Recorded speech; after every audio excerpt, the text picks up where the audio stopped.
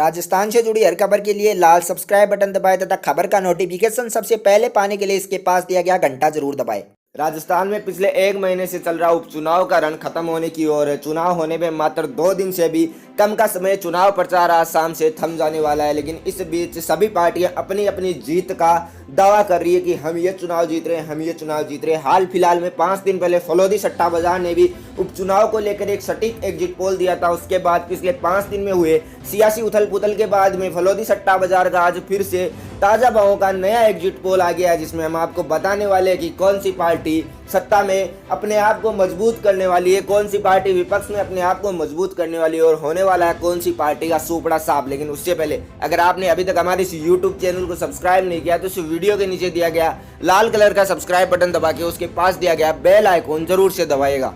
सबसे पहले अगर हम बात करें इस चुनाव में सबसे चर्चित सीट बनी हुई सुजानगढ़ विधानसभा सीट का, क्योंकि इस सीट जीतना त्रिकोणीय संघर्ष और किसी भी विधानसभा सीट पर नहीं हो रहा है। इस चुनाव को लेकर इस सीट के ऊपर राष्ट्रीय लोकतांत्रिक पार्टी, कांग्रेस और भाजपा तीनों ही अपनी ओर से जीत के पूरे प्रयास करिए। लेकिन आपको बता दें फलोदी सट्टा बाजार के आज के भाव के अनुसार भारतीय जनता पार्टी तो सुजानगढ़ के चुनाव होने से पहले ही बाहर हो गई। फलोदी सट्टा बाजार के आज के भाव के अनुसार राष्ट्रीय लोकतांत्रिक पार्टी 13 पैसे और कांग्रेस 11 पैसे और भारतीय जनता पार्टी का भाव 2 रुपए 19 पैसे चल रहा है। ऐसे में यहाँ पर राष्ट्रीय लोकतांत्रिक पार्टी दूसरे नंबर पर रह रही है आज के सट्टा बाजार के भाव के अनुसार। लेकिन अगर राष्ट्रीय लोकतांत्रिक पार्टी आने वाले 2 दिनों में जीतोड़ मेहनत करे तो ये चुनाव कांग्रेस के हाथ से निकाल कर ला सकती है। आपको क्या लगता है कि भारतीय जनता पार्टी इस चुनाव में वापसी कर सकती है क्या, या फिर ये मुकाबला कांग्रेस और राष्ट्रीय लोकतांत्रिक पार्टी के बीच ही रहने वाला है? और वही बात करें नंबर 2 पर साड़ा रायपुर विधानसभा सीट की, तो यहाँ पर भी राष्ट्रीय लोकतांत्रिक पार्टी ने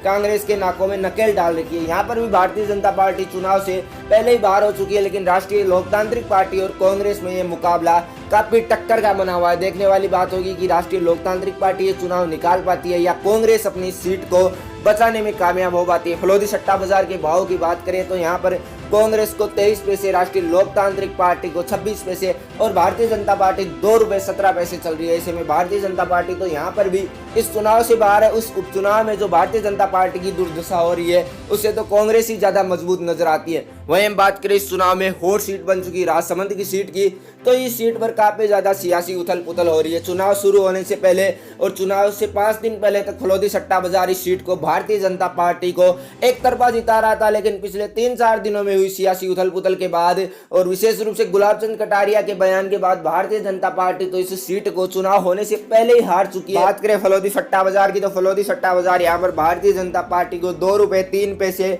और कांग्रेस को 27 पैसे और राष्ट्रीय लोकतांत्रिक पार्टी को 35 पैसे का भाव दे रहा है। ऐसे में देखने वाली बात यह होगी कि भारतीय जनता पार्टी क्या अपनी इस गढ़ को बचा पाती है। जो सीट पिछले 2 दशक से भारतीय जनता पार्टी के पास थी, क्या वो सीट अब छिन जाएगी? क्या इस सीट पर कांग्रेस का कब्जा होगा या फिर राष्ट्रीय लोकतांत्रिक पार्टी के सबसे चर्चित चेहरे प्रहलाद खटाना इस सीट पर कब्जा करने वाले हैं? क्योंकि गुलाब चंद कटारिया की उल जुलूल बयानबाजी के बाद राजपूत समाज ने भी राष्ट्रीय लोकतांत्रिक पार्टी और प्रहलाद खटाना को अपना खुला समर्थन देने का ऐलान कर दिया। अब देखने वाली बात यह होगी कि राष्ट्रीय लोकतांत्रिक पार्टी, कांग्रेस और भाजपा तीनों इन सीटों पर क्या करती है। चुनाव में 2 दिन से फलोदी सट्टा बाजार के आज के भाव के अनुसार 2 सीटों पर राष्ट्रीय लोकतांत्रिक पार्टी और कांग्रेस की कड़ी टक्कर है। वही राजसमंदी सीट अभी भी फंसी हुई है। यहाँ पर देखने वाली बात यह होगी कि भारतीय जनता पार्टी वापसी करती है या रालोपा या कांग्रेस में से कोई एक ही सीट को कब्जा लेता है। दोस्तों आपको क्या लगता है इस चुनाव में कौन सी पार्टी सबसे ज्यादा सीटें जीतने वाली है? हमें नीचे कमेंट करके जरूर बताएं। अभी तक इस चैनल को सब्सक्राइब नहीं किया तो सब्सक्राइब करके इस वीडियो को लाइक जरूर करें और अपने दोस्तों के साथ भी शेयर करें।